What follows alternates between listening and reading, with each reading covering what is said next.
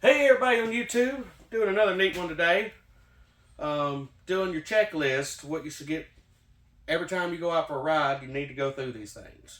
And I got a really neat treat here. I got a pit bull motorcycle lift. This one's 1,500 pound capacity. And what's neat, this is a Lazy Susan. It spins while it's up in the air. But they're made right outside Springville, Tennessee, right outside of Paris, Tennessee. So I'm going to get right to it and show how this thing works.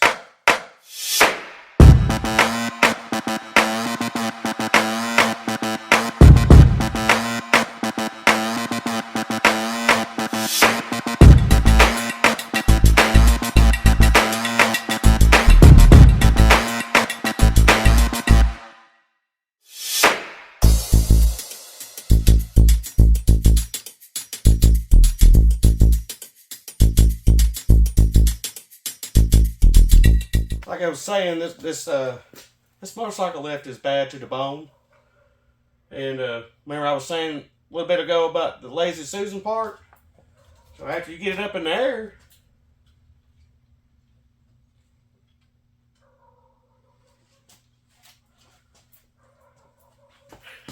that's cool. I don't care who you are. That's cool. I know when I was dealing with the rebuild of this motor, tearing it down, it was a huge help. But alright, I'll get y'all repositioned. Show what all we're gonna check. Alright. Another thing, this lift is not really intended for a quad, even though it will do it. Can't spin it all the way around because the tires want to hit right here. It won't do a full 360. But what it's intended for is this right here. This is a 2015 Harley Davidson CVO Road Glide. And it's the 110 cubic inch Screaming Eagle motor in it. Can't remember what pipes he has on these. What pipes did you have on these, Pop? Clockworks. Clockworks, that's right. But yeah, this thing, it's even got heated grips. He's got the GPS up here. He's got the boom audio set up. The only thing it's lacking is air conditioning. I guess it's got natural air conditioning. But yeah, he's proud of this one. I don't blame him. I would be too. He's the one that got us into dirt bikes, y'all. So that's his. The last video y'all saw, that's his KLX 300R that I was riding. When I got back, he's like, "Did you wreck it?" Yeah, I totally wrecked it. First turn. But anyway, we're going to get right back to repositioning. Alright, one of the first things I'm going to be checking out, last ride, I noticed when I unloaded it, I had brakes when I was out there riding and loaded it up there. When I got back, brakes were gone. So, got to figure out what happened. Looks like I saw some dampness up under the new tube. This is a brand new OEM brake line. But I think I saw some ooze coming out of the master cylinder seal right here. So, gonna figure out what happened.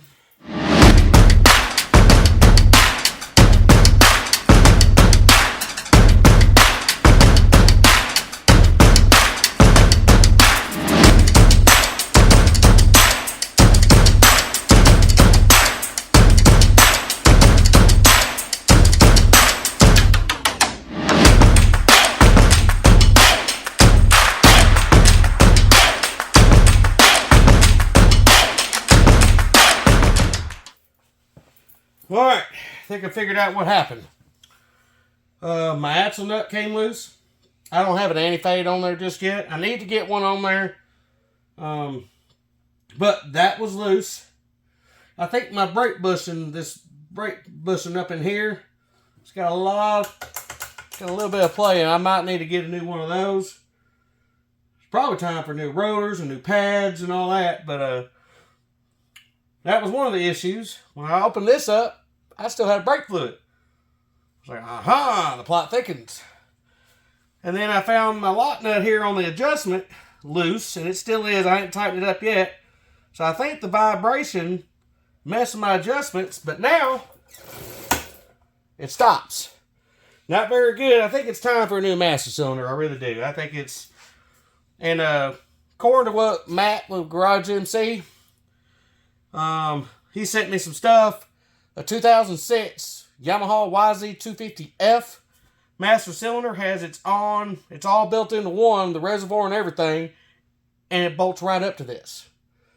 So one of these days I'm going to upgrade that to that one, and I'm going to put the YFZ dual piston calibers up front and the new Tusk rotors. Someday, I mean, it's only money, right? But I'm just like you guys. I got a full-time job. This is what I do for fun. But anyway, I'll definitely one of these days upgrade all that. But all right, back to checking everything else out. All right, another thing you need to check is your oil. So we're gonna see how our oil level's doing. Make sure to keep that O-ring, guys. Don't lose that.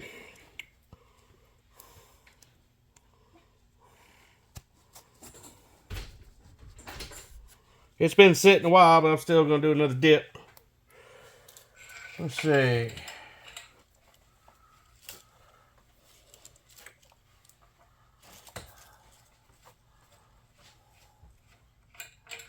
See how we're looking. It's just, looks like it's just at the bottom and lower. It may not hurt to add a little bit to it. I wonder where my oil leak is. Let's see. All right.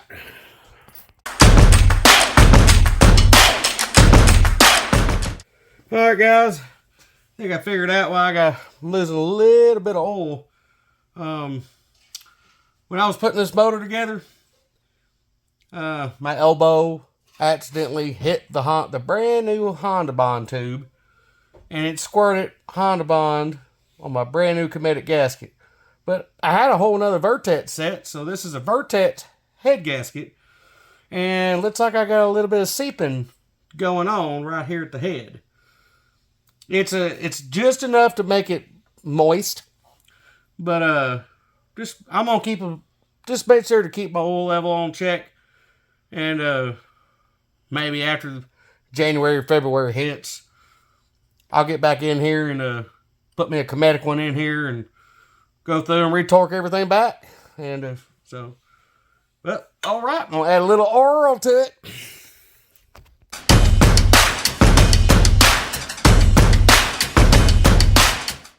All right, I think we got it, guys.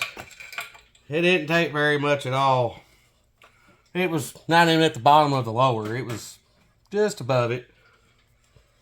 I normally top it off. I put it right close to the upper. I'm going to pull it out so y'all can see. We're right in the good. It was right at the R. So there's a line there. So we weren't bad. So, and then, I don't know if y'all saw in the time warp part. That right there. Amsoil. That's 100% synthetic, which is man-made. It's cleaner. The main reason I like it, it holds up to higher heat better. It doesn't break down under extreme pressure and heat and all that stuff when you're out in the trails for long periods of time. And that also contributes to your fuel. You got some old fuel in there, no more than a couple weeks, guys. I mean, detonation knock is a real thing. I've dealt with it. So, your fuel gets to be about a couple weeks old. Now, if you got it sealed up in a tin can, you might be able to stretch that out to 6 weeks. Maybe. I still will put some stabilizer in it. If you got some 93 octane and it's got the ethanol in it, ethanol is more dense than gasoline. It goes to the bottom with a matter of hours. So make sure you shake it up and all that good stuff. Even try to shake this up. If you leave the fuel in here, you got a vent at the top. That allows moisture to get in. So I like using the Shell 93 because it's nitrogen enriched, so it's supposed to be a little bit better, what they say. But still, no more than a couple weeks on your fuel, guys, because that could contribute. You get low octane knock going on. It's hotter. Remember, the high octane, the cooler the burn.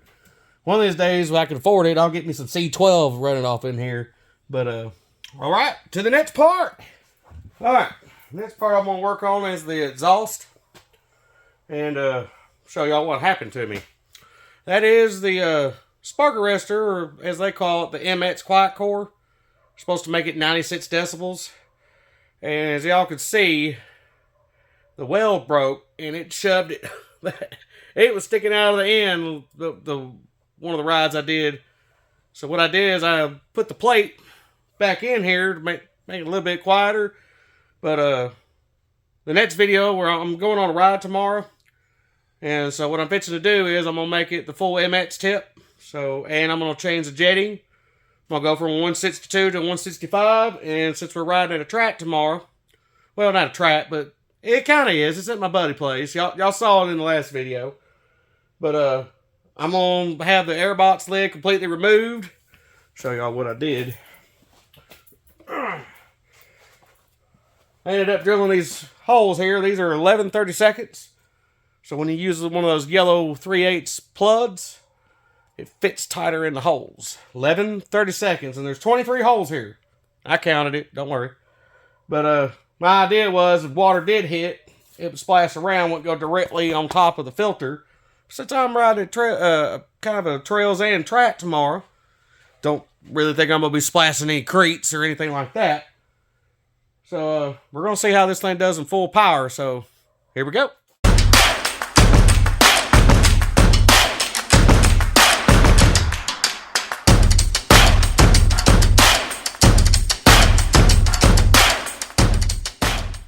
Okay, I got it to the 44 millimeter. Stage 3 is what I looked up on it. Is how you got your stage 1, which is the quiet core. Let's Pipe even offers their ultimate quiet core, which gets it down to 85 decibels. But I don't want to sound like a go-kart. But that's the 44 millimeter stage 3. It's got a really good deep tone about it. Y'all seen it in one of my other videos.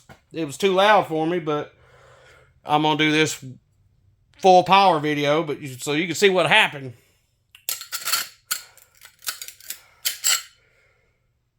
And I think I know why it happened. When I took it out to test it out in stage 3 a couple months ago, I put another muffler sealer here, but I didn't use red RTV. And I think the reason I didn't use red RTV caused vibration, therefore caused the, so, or let's y'all can use a little bit better quality material. This thing's only, I bought that pipe like 4 months ago, and here I am. But I've ordered another one. It should be here probably Monday or Tuesday. It might show up tomorrow, who knows. But I'll get it back down to how it sounded in the beginning, because I really like the tone of it. But another thing happens too, the reason you saw me using a ratchet, do not, unless you're really good with an impact.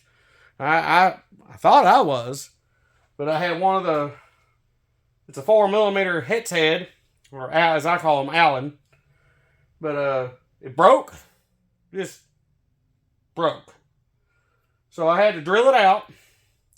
And I got a self tapper in it now. I'm not proud of it. But I'm not gonna stay with this Let's Pipe. Probably around March or something like that. I'm probably gonna go with a full Yoshimura on it.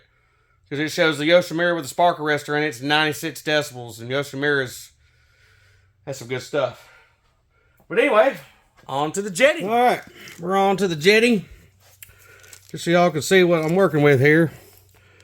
I got the 165. There's your part number there. 12599800016. It is a 165 genuine Ken. Oh, so the other tools you're going to need. Bottom of that bowl is a 17 millimeter. And also to fit the jet for the Ken is a 6 millimeter. Dyno Jet has a 7 millimeter. But we're using the 6. Alright.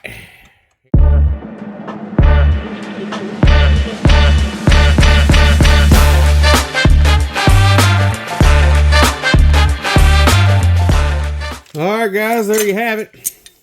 Like I said, 17 millimeter and 6 millimeter.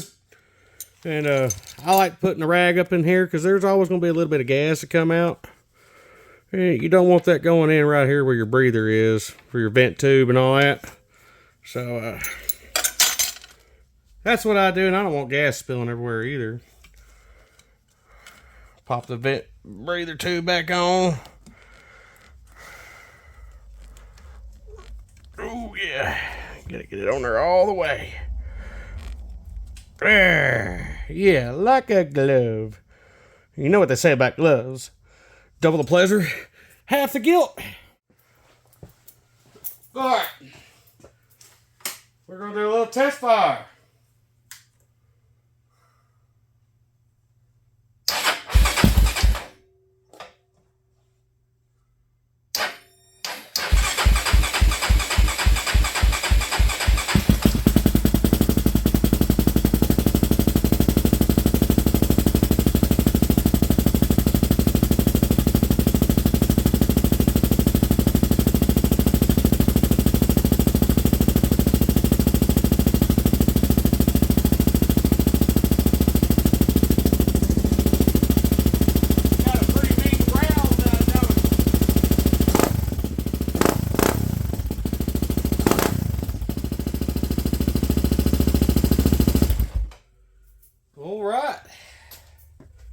She runs. All right. I think we're going to be okay, guys. It does look like it's got some dust in it. But I think I'll be all right with one more ride on this K&N. And I'll do a video properly cleaning these. And what I've learned in the past is a lot of people, they use too much oil on them when they clean these out and do a recharge kit. Way too much oil. It does not take that much. I'll do a video on that for you guys at another point in time. But I think we're going to let that ride. So I think the next part is just button it back up and probably go over tire pressures and all that. And I think we're going to be ready for a good rip tomorrow.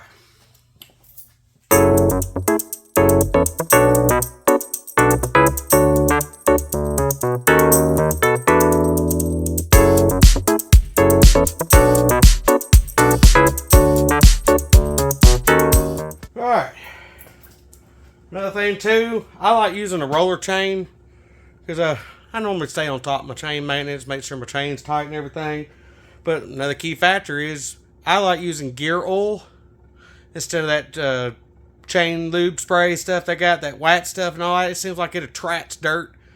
And gear oil has a cleaning detergent in it, so I think that's when you get the chain, they have gear oil in the packages. That's for a reason. So that's what y'all just saw me work on. I'm just a little bit OCD about getting oil everywhere, mainly because Pops doesn't even like one drop of oil to hit his concrete floor. It's kind of impossible to do, but that's why y'all see me trying to wipe everything up. Otherwise, he's gonna shoot me dead in my ass. But all right, yeah. All right, another thing y'all saw me working on was the tire pressure. Since I don't have bead locks, I probably run a little higher tire pressure than what's needed, but I run 9 in the rear and I'm running 10 in the front. But it seems to be working well for me. But it dropped off. Temperature's going crazy here too. You don't like the weather in Tennessee? Hang out about 15 minutes. It'll change. But this one had 4 PSI in it. That one had 8. This one had 7. That one had 8. So they all need a little bit. It happens. It's the temperature. You know, does this number here. This does too. Temperature is related to pressure. FYI. All right. I think we're getting pretty damn close to saying she's ready for a rip. Well, there you guys have it. I believe I got the Honda Hornet ready for a rip tomorrow. If y'all made it this far in the video, thank you for watching. I really appreciate you enjoy the sport as much as I do. And yeah, it's a little bit dirty. Ain't no sense in pressure washing it, getting it all shiny if I'm just gonna get it back dirty tomorrow. I guess with that mindset, why do you wipe your ass if you're just gonna get shit on it again, right? But I'm gonna fire it up again for you guys. Sound like my battery, I'm gonna probably pop it on the tender.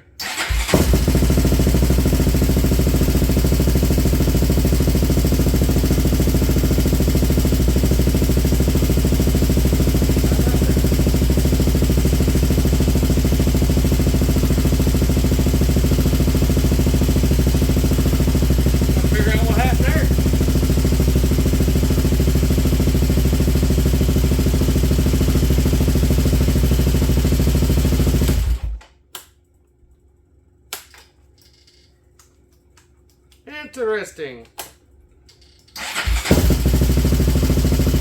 Got me something in this. That is probably the original one. They're pretty cheap. I'll get one.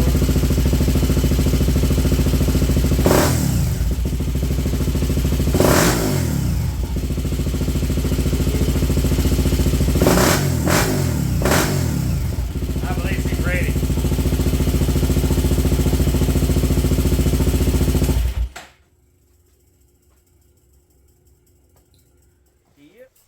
Alright guys, I'm probably going to call this ready to rip tomorrow. So, should be a lot of fun. Get my train of thought here. If you're new to the channel, this is an 04 Honda TRX416EX.